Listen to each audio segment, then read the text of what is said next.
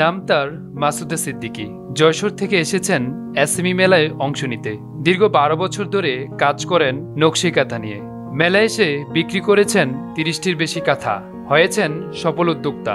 তার মতো ৩৫০-র বেশি উদ্যোক্তা মেলায় অংশ নিয়েছে। শতভাগ দেশীয় পণ্যের মেলায় ৬০%-এর বেশি নারী উদ্যোক্তা। প্রতিটি স্টলে ছিল বেচা কেনার ব্যস্ততা। শেষ মুহূর্তে দেওয়া হয়েছে ৫০% পর্যন্ত ছাড়। আমি নকশি কাঁথা, নকশি 3 পিস, নকশি 1 পিস, 2 পিস, কুশি কাটার, কুশন কভার, টেবিল ম্যাট সব রকমই কাজ করি। আমাদের মনে করেন ১৮০০ থেকে শুরু করে আপনার সর্বোচ্চ ১২, ১৩, ১৪,০০০ টাকা পর্যন্ত আছে।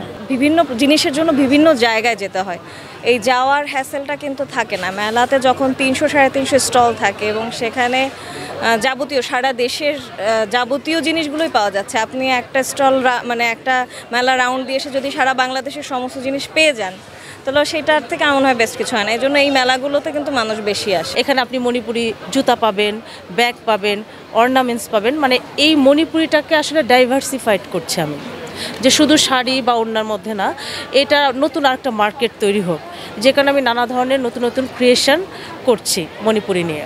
মেলা উদ্বোধনের প্রথম দিকে তেমন সাড়া না মিললেও শেষ দিনগুলোতে বাড়ে কেনাবেচা। উদ্যোক্তারা মনে করছেন পণ্য তৈরি ও বিক্রিতে প্রশিক্ষণের পাশাপাশি তদারকি বাড়ালে দিন দিন বাড়বে এসএমই পণ্যের প্রসার। আমার এটা করোনাকালীন সময় থেকেই শুরু। করোনার ওই সিচুয়েশনটাতে ফিনান্সিয়ালি একটা প্রবলেমে পড়েছিলাম। সেখান থেকেই মনে হলো যে না, আমারও কিছু করা উচিত, যেহেতু পড়াশোনা করেছি। আমার তো জুয়েলারির প্রাইস কিন্তু খুব বেশি হয় না, ৬০ টাকা, ১০০ টাকা।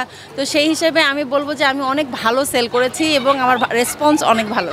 এরকম মেলার উদ্যোগটা নিঃসন্দেহে সবার জন্যই মঙ্গলকর, এবং তারা যারা একদম কি বলবো রুট থেকে এসেছে তাদের জন্য তো এটা খুবই আনন্দের, এবং সেই সাথে আমরা যারা ক্রেতা আমরা সব কিছু দেখে শুনে নিতে পারছি, আমাদের জন্য ভীষণ আনন্দের। আমাদের একটা উদ্দেশ্য ছিল যে মৃৎশিল্প পণ্য এটা সবার যে পরিচিতি করানো এবং দেশের যে ঐতিহ্য সেটা ধরে রাখা এবং মানুষকে বোঝানো যে এগুলো শুধু সাজিয়ে রাখার জিনিস না। মেলায় স্টলগুলোতে ছিল নানান ধরনের পণ্য সামগ্রী। তার মধ্যে পাটজাত পণ্য, হস্তশিল্প, বেত পণ্য, মৃৎশিল্প, সিরামিক, কৃত্রিম ফুল, গহনা, বুটিক সহ জামদানি শাড়ি অন্যতম। এছাড়াও ছিল বাহারি ধরনের বুটিক্সের জামা কাপড়। এবারে মেলায় অংশ নিয়েছে ৩৫০-র বেশি ক্ষুদ্র শিল্প মাঝারি প্রতিষ্ঠান। তার মধ্যে রয়েছে ৬০% নারী উদ্যোক্তা, এবং এছাড়াও রয়েছে ৩০টি ব্যাংক, ১৫টি সরকারি বেসরকারি সংস্থা, 5টি বিশ্ববিদ্যালয় সহ 50টি নারী উদ্যোক্তা প্রতিষ্ঠান অংশ নিয়েছে। মেলার শেষ প্রান্তে এসে জমজমাট হয়ে উঠেছে স্টলগুলো। Arafat Hossain, news now 24, Dhaka.